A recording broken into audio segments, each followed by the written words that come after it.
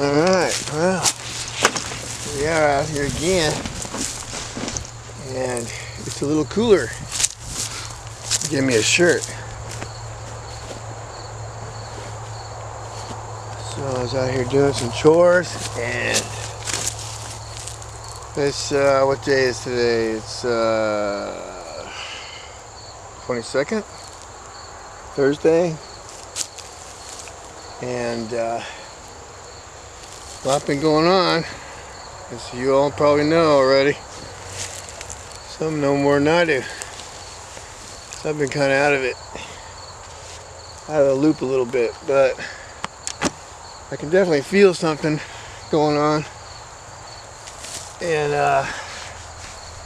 just my gut tells me so. So anyhow, everybody, I don't know if you can see me even. Let's see. Yeah, you might be able to see me. Okay. So anyhow, I thought I'd come out here. I got a couple things I want to do, but I don't know if I'm going to have time to do them yet. So I don't know. And I don't think I brought my rags with me.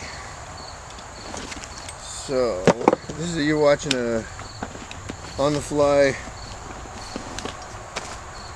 no prep, just go at it, you know what I mean?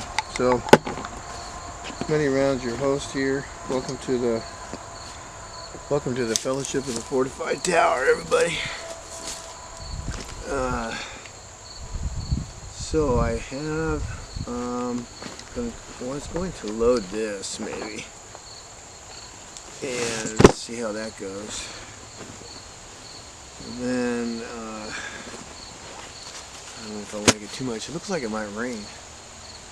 Little sprinkles earlier, but we'll see how it goes. So anyhow, I got my notebook over there, my rig. So I am going to throw this on just because I'm out here in the sticks and there ain't no, I don't have any crew standing by, you know what I mean? Just me and the Lord and you guys, but you're all back there inside that camera and it doesn't do me much good. So,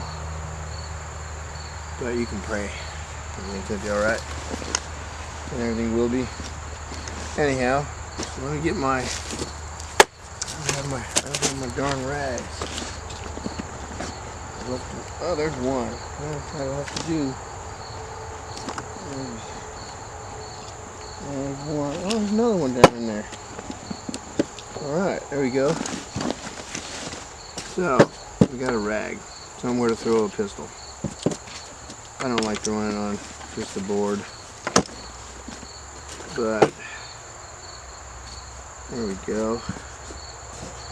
It's a little dirty, but they get that way when you use them. Okay. So,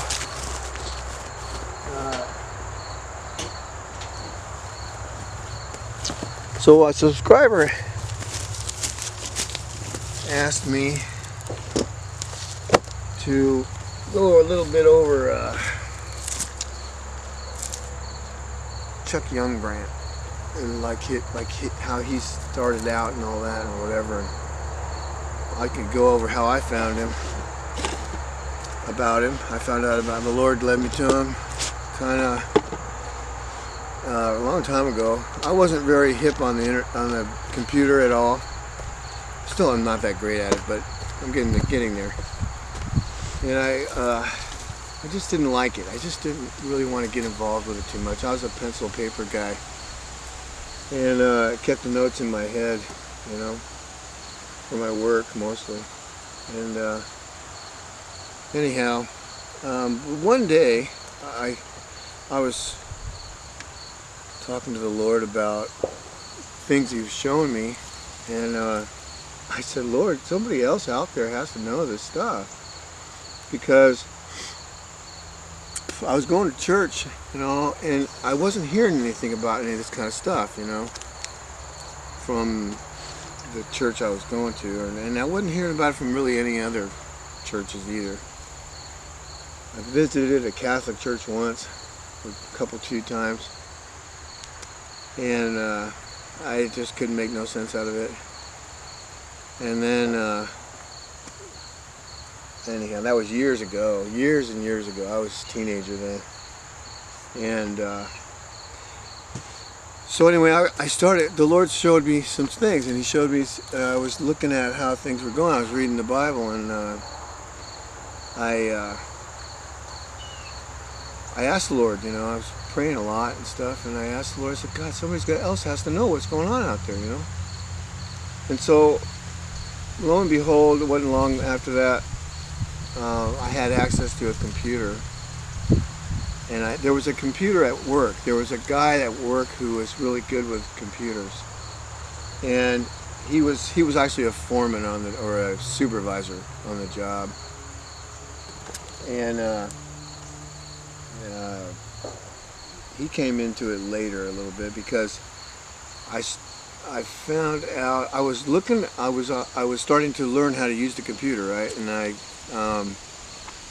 typed in nuclear war because that was kind of what I was interested in about. Well, that's what the Lord was showing me a little bit, and I was looking up, like I was kind of history or whatever. But what popped up was a whole bunch of folks talking about things they saw, things that were shown by the Lord to them, and I was like, wow.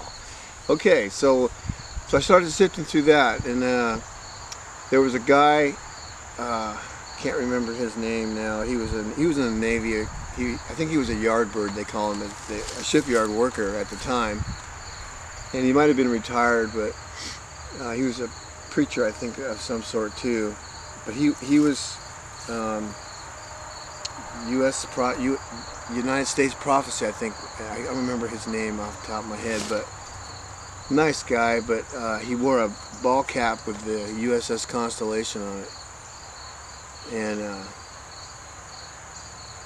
anyhow, the Connie.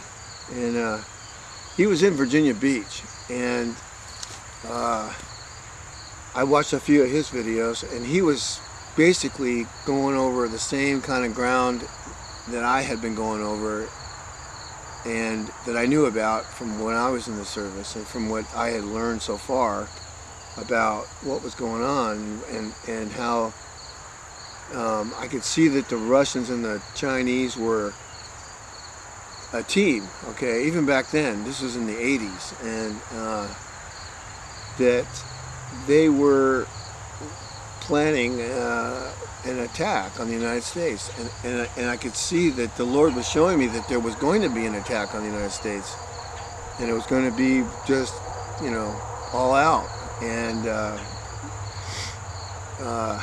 that's kind of what I was looking into, was if anybody else was seeing what I was seeing. So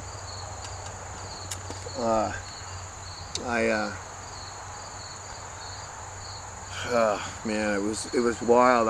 This guy was just talking about the same kind of stuff, and then I found another couple folks, and then later I found I was going through some stuff, and there was this thing about the Prophecy Club, and then there was a picture of this guy talking in front of the sign behind him, said Prophecy Club, and this is like from the 80s, okay, or early 80s, 90s, somewhere in there, and it was an older video, and